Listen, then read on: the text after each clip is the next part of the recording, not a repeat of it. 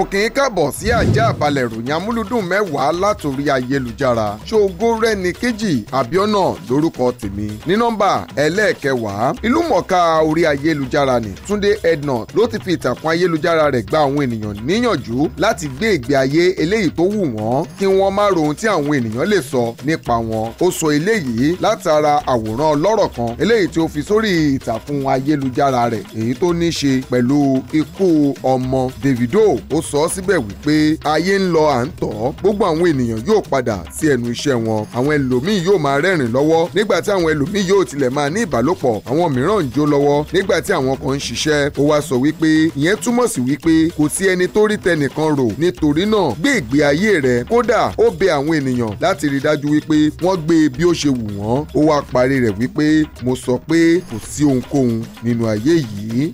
Ní nọ́mbà ẹlẹ́ẹ̀kẹsàn-án, gbajúmọ̀ òṣèré Nkechi Blessing ló ti lo ìtàkùn ayélujára rẹ̀ láti bu ẹnu àtẹ́ lu àwọn òṣìṣẹ́ Davido fún ìwà ìbìkítà àti àìkọbiara sí wọn eléyìí tí ó ṣe okùnfà ikú òjijì fún ọmọ Davido ìyẹn Ifeanyi. Bí a kò bá gbàgbé wípé bí àsìkò yìí ìkọminú àti ìdárò sì ń lọ lórí ayélujára bí ọmọ gbajúgbajà akọrin ni Davido ti rèwàlẹ̀ àṣà lójijì láìròtẹ́lẹ̀ tí ó sì di ohun tí àwọn ènìyàn sọ wípé àìbìkítà àti àìkọbiara láti ọ̀dọ̀ àwọn òṣìṣẹ́ Davido òun ló ṣe okùnfà ikú ọmọ náà.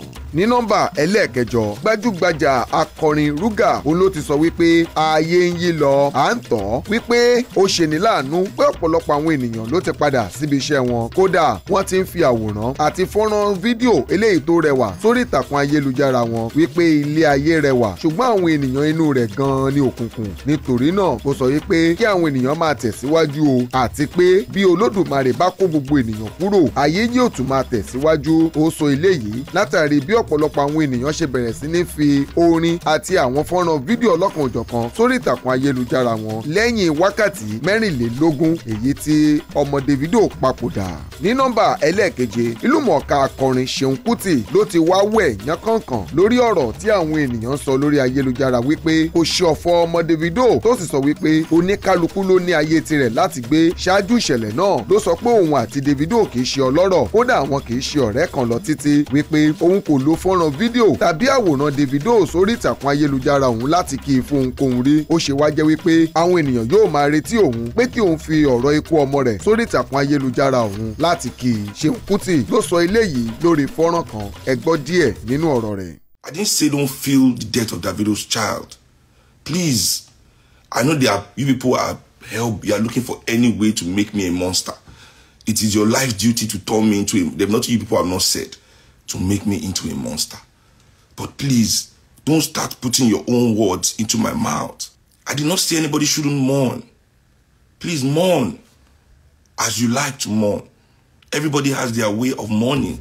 Ní nọ́mbà ẹlẹ́ẹ̀kẹfà, gbajúgbajà òṣèré ni Ọdúnládé Adékọ́lá ló ti ń fi ìtàkùn ayélujára rẹ̀ dúpẹ́ púpọ̀ lọ́wọ́ gbogbo àwọn ènìyàn pátápátá tí wọ́n lo àkókò wọn àti ìtàkùn ayélujára wọn láti kí òun àti ìyàwó òun fún àyájọ́ ọjọ́ ìgbéyàwó eléyìí tí Olódùmarè jẹ́ kí ó bá àwọn láyé tí wọ́n sì ṣe ní kòpẹ́kòpẹ́ yìí. Ọdúnládé Adékọ́lá ló kọ ọ̀rọ̀ sí abẹ́ fọ́nrán fídíò eléyìí tí ó fi sórí ìtàkùn ayélujára rẹ̀ lásìkò tí òun àti aya rẹ̀ ń dúpẹ́ tó ń ti àwọn ọmọ iṣẹ́ rẹ̀ àti àwọn òṣèré kọ̀ọ̀kan nínú ilé rẹ̀. Ẹ wo díẹ̀ nínú fọ́nrán náà.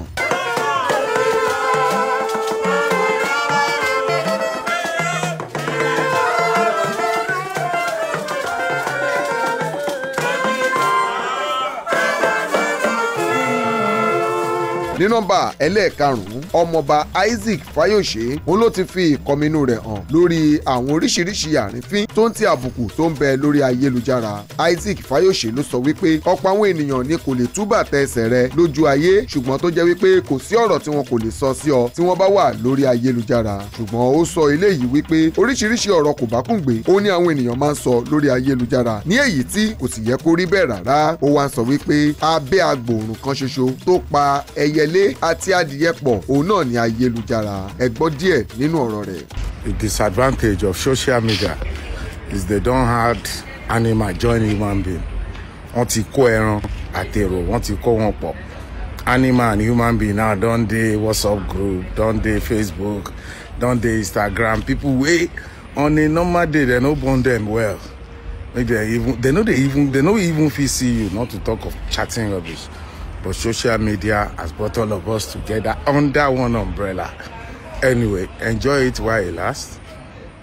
Ode egu ẹran deyan, wọ́n ti kẹran mérò. Ní nọ́mbà ẹlẹ́ẹ̀kẹrin, akọrin Scales òun ló ti fi orin kan síta bí ó ti ń ṣọ̀fọ̀ ìyá rẹ̀ tí ó sì kọ wípé ó ti pé ọ̀sẹ̀ kan gẹ́rẹ́gẹ́ tí ayaba tí í ṣe màmá òun ti jẹ́ Ọlọ́run nípè tí òun kò sì lè gbàgbọ́ wípé ó ṣẹlẹ̀ nítorí pé ó dàbí àlá lójú òun ni. Scales ló ti fọ́nrán fídíò kan sórí ìtàkùn ayélujára rẹ̀ níbi tí ó ti ṣe orin náà. Ẹ gbọ́ bí orin ọ̀hún ti lọ. Yo, rest in peace to Mama John. I ain't never scared, I'm my mama's son. Never thought that I'll be married to the devil. My life is a movie, that shit at another level. Woo! Ní nọ́mbà ẹlẹ́ẹ̀kẹta, látàrí fọ́nrán fídíò ọlọ́pàá obìnrin kan Ọlọ́runṣògo Bámidélé eléyìí tí ó gba orí ìtàkùn ayélujára kan, ẹni tó fi ẹ̀dùn ọkàn rẹ̀ hàn nípa ọ̀gá rẹ̀ kan èyí tó jí ọkùnrin tí ó ń dúnkokò mọ́ látàrí wípé ó fi ìfẹ́ hàn sí ó sì lóun fẹ́fẹ́ léyìí tí òun sì kọ̀ nítorí pé òun jẹ́ ìyàwó ilé ẹnìkan, léyìí tó mú kí ọ̀gá rẹ̀ ọkùnrin ọ̀hún sì fẹ́ máa fi ìbọn alẹ̀ mọ́. Ní báyìí, ọ̀gá àgbà yanyan Usman Aikani òun ni ó ti sọ wípé kí ìwádìí tó lọ́rìn bẹ̀rẹ̀ lórí ọ̀rọ̀ náà ní kíákíá, gẹ́gẹ́ bí ó ti ọ̀rọ̀ sí kọmíṣánná ọlọ́pàá ní ìpínlẹ̀ Ọ̀ṣun wípé kí wọ́n rí dájú wípé wọ́n wá fín ìdí kókó wọ́n sì fa òtítọ́ tó ń bẹ nídìí ọ̀rọ̀ náà jáde. Obìnrin ọ̀hún ló ti wá aṣáájú sórí ìtàkùn ayélujára tó sì fi ìbànújẹ́ ọkàn rẹ̀ hàn. Ẹ gbọ́ díẹ̀ nínú ọ̀rọ̀ rẹ̀. Mr. Ajayi Matthew. Because of what? I don't know, because he asked me for out that I should befriending him. I said, no, I'm a married woman. I cannot befriend you. He started blackmailing me with on evidence something that he is the one that is befriending me, which is not so. This is terrible. In the presence of your co-workers. Yeah, my writer was there, constable, 2 constables, and 10 civilians. They should help me, they should assist me.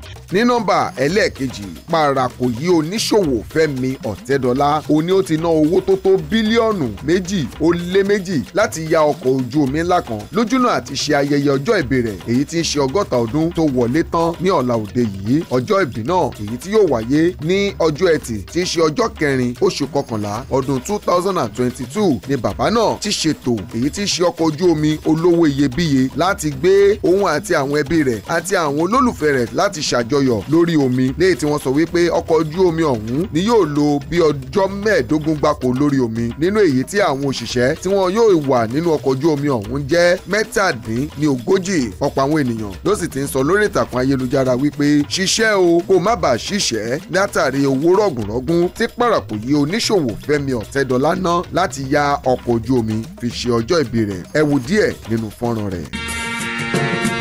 Ayélujára ọmọ rẹ̀ Ifeanyi Adeleke tí ó jẹ́ Ọlọ́run nípè kúrò lórí ìtàkùn ayélujára bí a kò bá gbàgbé wípé Davido ló ṣí ìtàkùn ayélujára Instagram fún ọmọ rẹ̀ ọkùnrin ìyẹn Ifeanyi lásìkò ọjọ́ ìbí rẹ̀, léyìí tí ọ̀pọ̀lọpọ̀ àwọn ènìyàn sì ti ń tẹ̀lé ìtàkùn ayélujára náà, léyìí tí wọ́n ti tó 50 ṣùgbọ́n ní báyìí ìtàkùn ayélujára náà ti parẹ́ lórí Instagram látàrí wípé wọ́n ti fà á yọ, léyìí tó wáyé látàrí ìpapòdà ọmọ náà kí Olódùmarè kó tu ìdílé rẹ̀ nínú. Kò ní jù báyìí lọ fún àjàbalẹ̀ ìròyìn amúlùdùn mẹ́wàá wa fún ti àsìkò yìí, ṣùgbọ́n ká tó máa lọ ẹ jẹ́ ká máa rántí wípé kò sí bí o ti lè tẹ́ ènìyàn lọ́rùn, ìwọ ṣe wọn bá tirẹ̀ kí o sì tẹ̀síwájú àjùwà ṣe. Ṣògo rẹ̀ nìkejì Àbíọ́nà lórúkọ tèmi, ó dàbọ̀.